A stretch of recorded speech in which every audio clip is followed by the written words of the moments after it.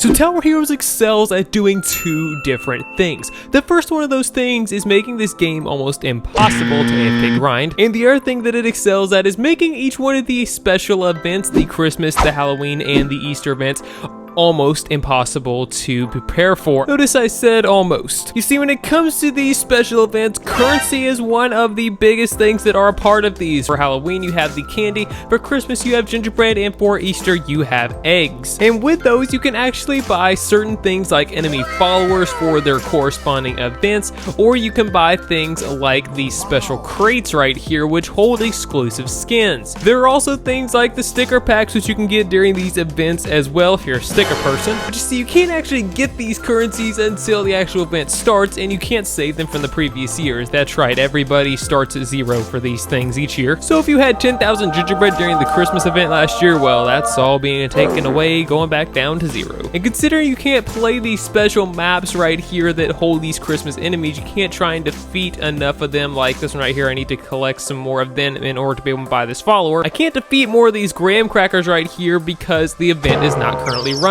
So there's a lot of stuff that has to happen when the event first drops. However, there are things that you can do, especially if you're a bit newer to the game, to help you prepare for this event. So here are the 5 best ways that you can best prepare yourself for the Tower Heroes Christmas event of 2024. These are not in any particular order, but we will go ahead and start with this one, and it is to level up. Now, the devs do a pretty good job of making these event maps where most players can play them. Like for the Halloween event, the highest level map is level 5, or you only have to be level 5 plus to be able to play these, so it's not really that big of a deal. And I'm pretty sure most of you guys have already passed level 5 inside of the game, so we'll kind of skip over this one, but in case you aren't, go level up, my friend. Yeah, and the second thing that you can do is you can get all of the heroes. If you have all the heroes inside of the game, it's going to make you a much more versatile person to be able and bring so many different types of enemies, because trust me, they're all going to be needed. So getting all the towers is super important, but if you're not sure in which order to be able and get them all, I recommend checking out this video right here that I made. It's a list of which ones you need to get from first to last. There are a lot of different heroes, so you don't want to mess that one up. The third thing that you're going to want to do is make a list or a plan of what you're going to need when the Christmas event drops. You see, people go crazy on the first day, and everybody's willing to help everybody when the first day of the event drops, because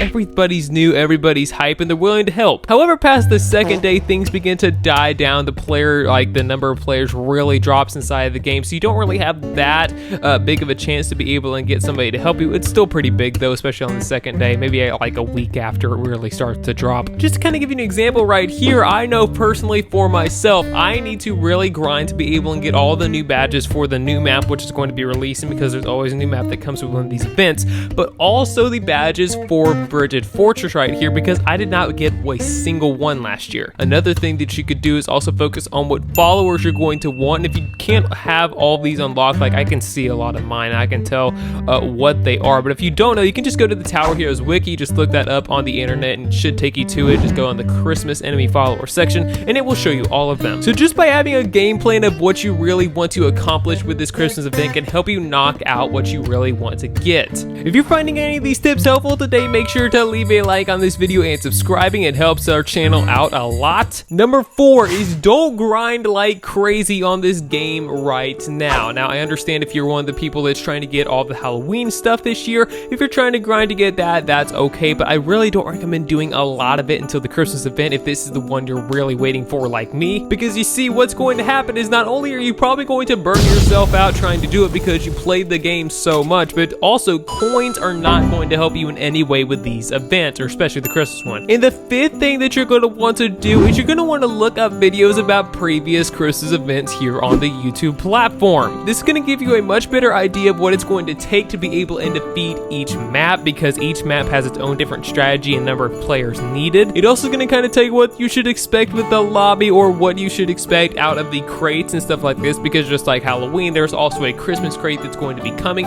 You can also check that out on the Tower Heroes wiki as well. But speaking of Christmas videos, I've actually got one right here that you could check out of possible ideas that we can be expecting and seeing from this year's Christmas update. So make sure to click that one out if you haven't already seen it, or click the one right below it if you have.